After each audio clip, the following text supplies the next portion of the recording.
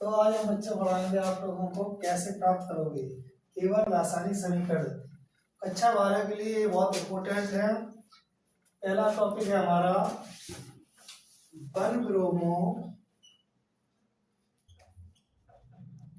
Propane से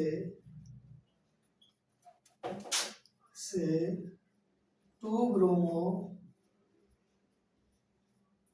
propane.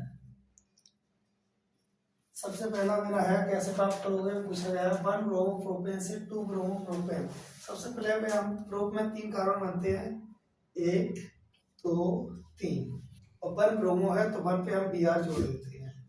एक carbon में 4 बॉन्ड होते हैं, तो 1 2 1 2 3 और 1 4, तो हमें 3 बॉन्ड फ्री है तो 3 H यहाँ जोड़ेंगे। कितने H जोड़े? 3 CH3। यहाँ पे देखो 1 2 3 4 2 बॉन्ड फ्री है, CH2। यहाँ पे हम जोड़ेंगे CH2, ये हो गया वन ब्रोमो प्रोपेन। इसकी हम क्रिया कराते हैं एल्कोहली KOH के साथ। एल्कोहली KOH के साथ अब क्रिया कराते हैं। एल्कोहली KOH क्रिया नहीं करता है, ये हमेशा अपकारक को तोड़ देता है, अपकारक को डबल बॉन्ड में तोड़ देता है। बनेगा हमारे पास CH3 CH double bond CH2 plus में निकलेगा HBr। HBr निकलने के बाद इसकी हम क्रिया पुनः कराते हैं HBr से। CH3 CH double bond CH2 की क्रिया पुनः हम HBr से कराते हैं। इसमें हम मार्कोनी कॉप का नियम लगाते हैं। मार्कोनी कॉप का नियम लगाते हैं। मार्कोनी कॉप का नियम यह कहता है कि हाइड्रोजन उस स्थान पर जाएगा जिस कार्बन पर हाइड्रोजन की संख्या अधिक हो, तो ये वाला हाइड्रोजन इस कार्बन पे आएगा।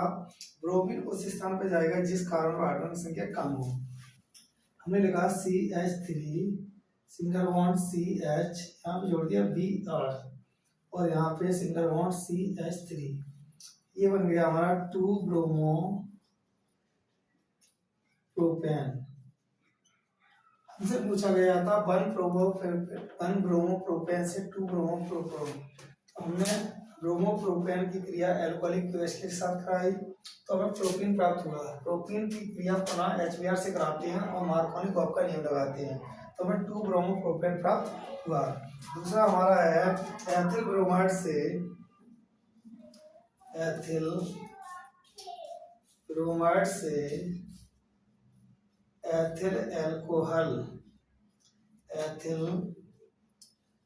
एल्कोहल, एथिल ब्रोमाइड से एथिल एल्कोहल। हम एथिल ब्रोमाइड का ethyl bromide C2H5Br, ethyl bromide की हम जलीय KOH के साथ क्रिया कराते हैं। जलीय KOH के साथ, जब जलीय KOH के साथ कराते हैं तो पोटेशियम ब्रोमाइड हमें बाहर निकल जाता है, प्राप्त हो जाता है एथिल एल्कोहल C2H5OH प्लस में KB ब्रोमाइड से एथिलीन। एथिल ब्रोमाइड से एथिलीन हमने अभी बताया था जलीय KOH क्रिया कर जाता है, लेकिन एल्कोहलिक KOH क्रिया नहीं करता है। यहाँ बताया अभी हाल देखो C2H5Br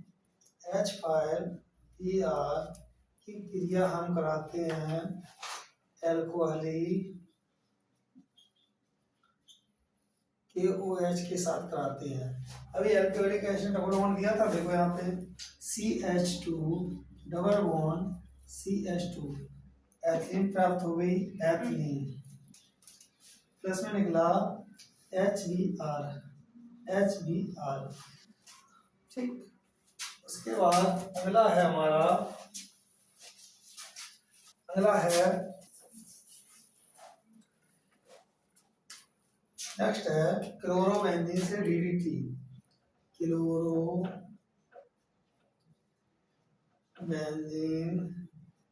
से DDT। हमने क्या किया, क्लोरल CCl3 CHO, क्लोरल की क्रिया क्लोरोबेंजीन से कराते हैं। यहाँ पे एक गैस निकालते हैं, और यहाँ पे एक निकालते हैं, हमारा निकल गया H2O इक्वल टू देखो CCl3CH, एक बॉन्ड इधर Cl और एक बॉन्ड इधर Cl और प्लस में H2O, ये बन गया हमारा DDT। DDT का पूरा नाम देखो डाई क्लोरो, दो क्लोरीन डाई क्लोरो,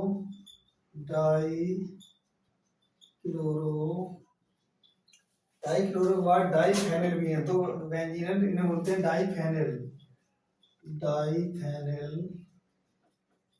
यहाँ 3 Cl है, 3 Cl को बोलते हैं ट्राई क्लोरो, और 2 कार्बन को बोलते हैं एथेन। ये बन गया हमारा क्लोरोबेंजीन से DDT। अगला है बेंजोइल क्लोराइड से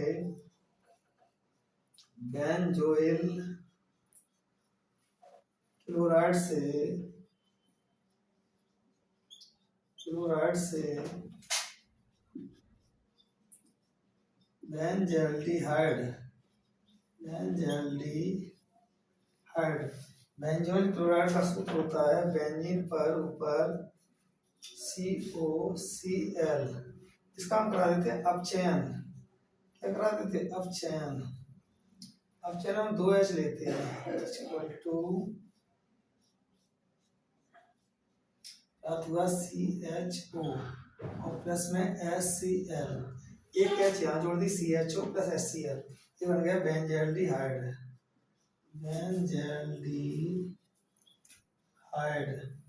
अगला है हमारा पास ब्रोमोबेंजीन से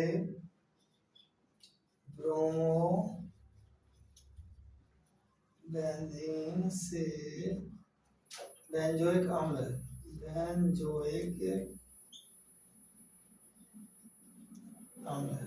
हमने क्या किया, ब्रोमोबेंजीन की क्रिया, बेंजीन के ऊपर Br जोड़ दो, उसे बोलते हैं ब्रोमोबेंजीन की क्रिया KCN से कराते हैं, तो KBr निकल जाएगा, यहाँ पे जो है CN प्लस में KBr। इसकी क्रिया हम कराते हैं 2H2O के साथ, यानी जल के साथ।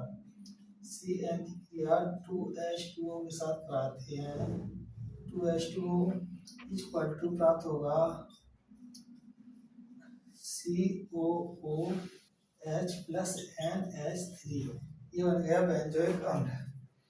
तो आज बच्चों यहीं तक पढ़ाएंगे, ठीक है।